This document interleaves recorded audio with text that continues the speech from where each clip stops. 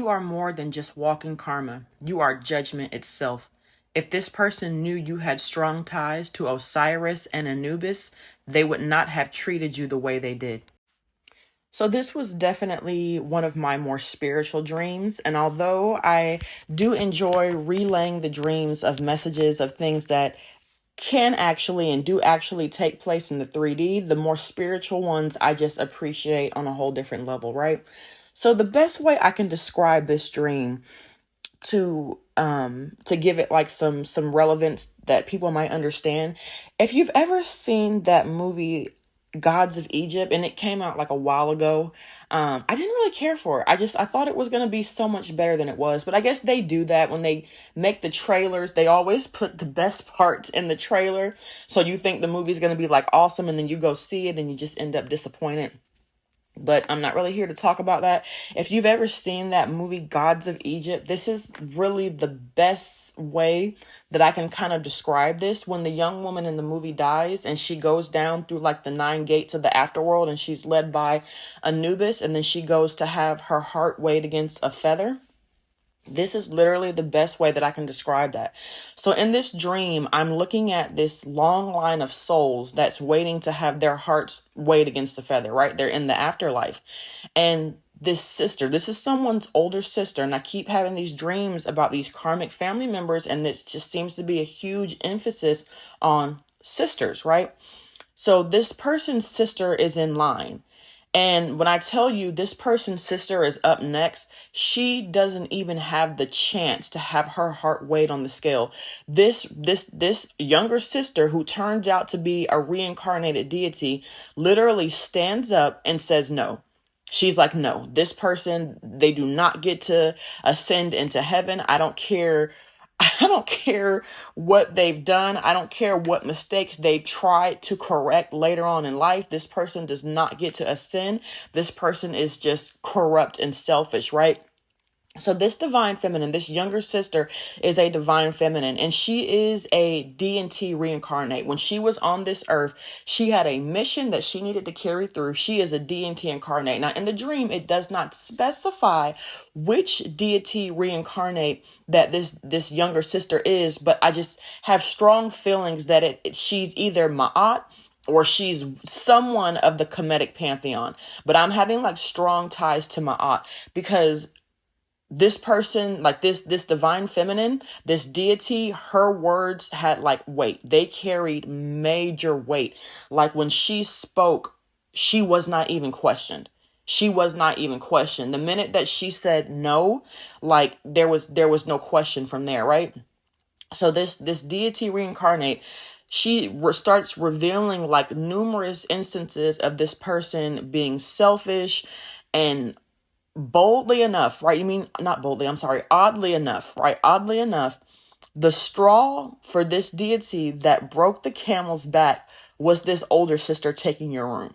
Like, out of everything this person has done to you throughout your lifetime here on earth, like this person taking your room was the last straw, right? Now, as odd as this sounds, right?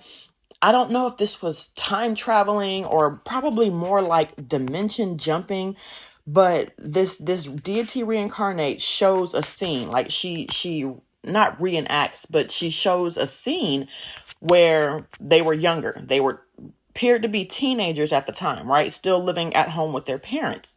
And I see the older sister walk into the younger sister's bedroom and get into her bed, and she refused to leave. Now, I don't know what was going on and why. At that time, I didn't really realize what was going on and why. So the younger sister goes into her room and is basically like, hey, I'm ready to go to sleep. Like, you need to get out of my room.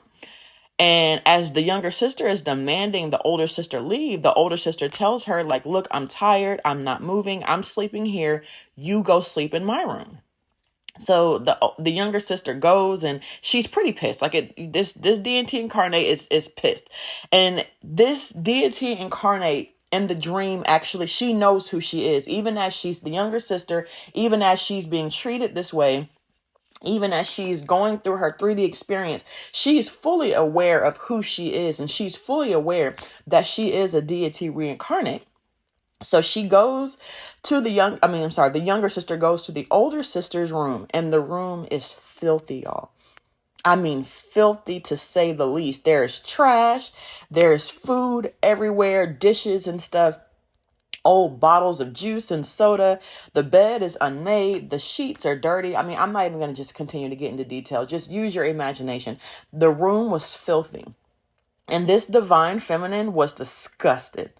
She was disgusted. Now, because she knows that she's a DMT reincarnate, she knows that she can just go back into her room and demand her room back. But she knows this is going to lead to a fight, like a physical fight, if she goes back in there and tells her sister, get out of my room, because that's just the type of selfish person this sister is, right? That she would literally fight you for your own room. Crazy, right? So instead, this divine feminine decides, you know what? Instead of fighting her from my room now, I'm going to wait until Judgment Day. Like, literally, she's like, I know who I am, and I know my words carry weight. I'm going to wait for this person's Judgment Day. Now, if I'm being honest, there was a slight sense of like manipulation to this tactic, but this is a divine being, so I'm not here to judge, how you want to carry things out, right? If you are judgment itself, then you have the right to move as you choose to move, right? So this divine being, this divine feminine knew that by letting her sister get away with this one like egregious act, that it would only multiply her disrespect going forward. So she's like, I know my sister is in there waiting for me to come back. I know my sister is in there waiting for a fight. But she's like, if I just bow down now and let her think that she's won, all she's going to do is continue to intensify her disrespect more and more going forward. So that's just going to be more ammo that I can use use against her. I'm sorry, not from her. That's just going to be more ammo that I can use against her when it comes to Judgment Day and the afterlife. So cunning to say the least, right? But this this divine feminine, this deity reincarnate, literally just decides to let it go. I don't know where she sleeps, because it kind of stops there and then jumps back to like the afterlife scene where they're standing in line, and she basically, like I said, is telling them like her disrespect started and just continued to get worse and worse. She basically told Anubis and Osiris that this person, because of how she was mistreated so badly by this sister at such a young age, that it affected the mission that she was there to do on earth. That this person's acts literally were so egregious that they affected her ability to carry out her mission on earth. And like I said, this person, this deity reincarnate, this younger sister, this divine feminine, her words held so much weight that they were not even questioned. So this older sister did not get to ascend into heaven, all because they stole someone's bedroom when they were teenagers. Like, imagine, right? So this is a short one, y'all. This is a short for me, I should say. But whoever this divine feminine is, this younger sister, this reincarnated deity, your words carry weight. And like I said, it wasn't revealed exactly which deity you are, but I'm having strong feelings of Ma'at, right? So people really need to be more cautious of how they treat others, because some divine beings walking this earth are literally walking karma. But this divine being is walking judgment itself. But anyways, y'all, that's the message for today. I tried to keep this one a little bit short. I think I did better. So I thank y'all for listening. Bye.